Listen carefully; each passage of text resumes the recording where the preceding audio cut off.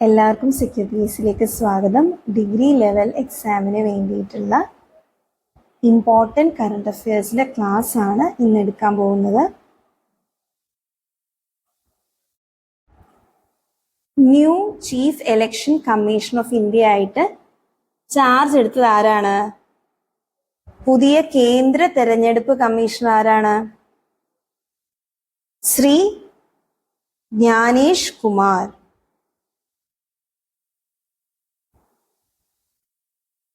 The new Chief Election Commission of India is Gyanesh Kumar.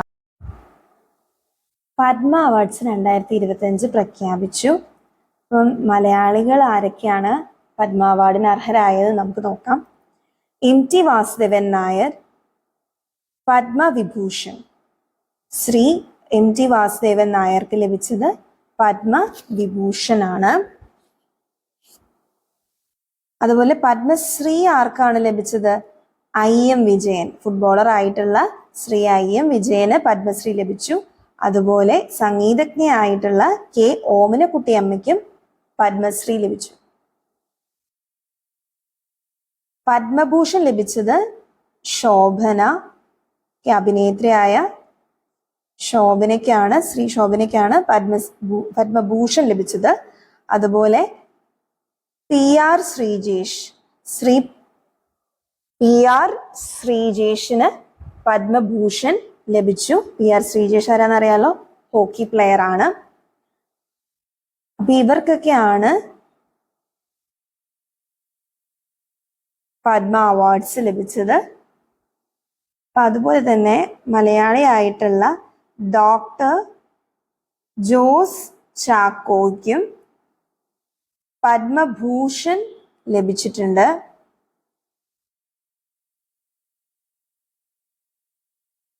അപ്പം ഇതാണ് പത്മ അവാർഡ്സിന്റെ പ്രധാനപ്പെട്ട ഒരു ലിസ്റ്റ്. ഇതാണ്.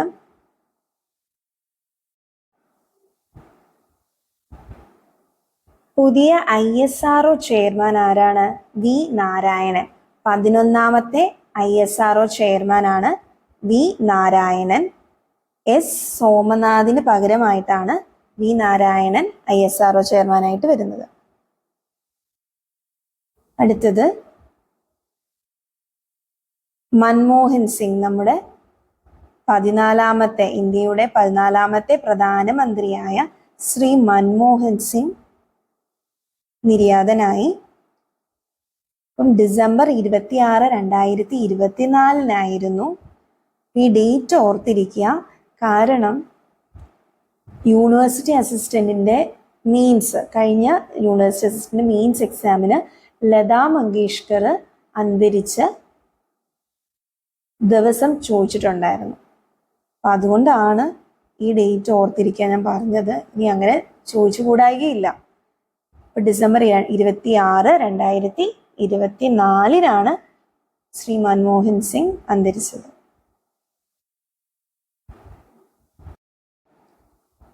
ശ്രീ MT വാസുദേവൻ നായർ ഡിസംബർ 25, 2024 അന്തരിച്ചു. അപ്പം അദ്ദേഹത്തിൻ്റെ കൃതികൾ പഠിച്ചു വെക്കണം, ചോദിക്കാൻ സാധ്യതയുണ്ട്. പിന്നെ അദ്ദേഹത്തിന് 1995 ജ്ഞാനപീഠ പുരസ്കാരവും പിന്നെ 2005 പത്മഭൂഷൺ, ഇപ്പൊ 2025 പത്മവിഭൂഷണും ലഭിച്ചിട്ടുണ്ട്. പിന്നെ 2022 കേരള ജ്യോതി അവാർഡ് 2022 അദ്ദേഹത്തിന് ലഭിച്ചു. ഇത് ഓർത്ത് വെക്കുക. അദ്ദേഹത്തിന്റെ കൃതികൾ ഇമ്പോർട്ടൻ്റ് ആണ്. ഞാൻ അദ്ദേഹത്തിന്റെ കൃതികളെല്ലാം കൂടെ കൺസോൾട്ടേറ്റ് ചെയ്തിട്ട് ടെലിഗ്രാം ചാനലിൽ ഇടാം. പിന്നെ അടുത്തത് പുതിയ കേരള ഗവർണർ ആരാണ്? രാജേന്ദ്ര അർലേക്കർ. 23ാമത്തെ കേരള ഗവർണർ ആണ് രാജേന്ദ്ര അർലേക്കർ.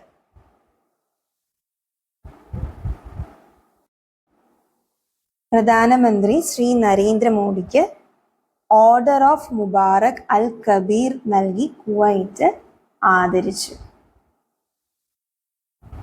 കുവൈറ്റിൻ്റെ ആദരവാണ് ഓർഡർ ഓഫ് മുബാറക് അൽ കബീർ. അടുത്തത് കേന്ദ്ര സാഹിത്യ അക്കാദമി അവാർഡ് കെ ജയകുമാറിന് ലഭിച്ചു. മുൻ കേരള ചീഫ് സെക്രട്ടറി ആയ ശ്രീ കെ ജയകുമാറിന് പിങ്കളകേശിനി എന്ന പോയത്തിനാണ് കേന്ദ്ര സാഹിത്യ അക്കാദമി അവാർഡ് ലഭിച്ചത്. അടുത്തത് 2034 ഫിഫ വേൾഡ് കപ്പ് നടത്താൻ പോകുന്നത് സൗദി അറേബ്യയിൽ വെച്ചാണ്. സൗദി അറേബ്യയാണ് 2034 ഫിഫ വേൾഡ് കപ്പ് ഹോസ്റ്റ് ചെയ്യാൻ പോകുന്നത്. അപ്പോൾ താങ്ക് യു. ഇങ്ങനെ ചെറിയ വീഡിയോസ് ആയിട്ട് ഇടയ്ക്ക് കറണ്ട് അഫെയർസ്, ഇമ്പോർട്ടൻ്റ് ആയിട്ടുള്ള കറണ്ട് അഫെയർസ് ചാനലിൽ ഇടുന്നതായിരിക്കും. Thank you.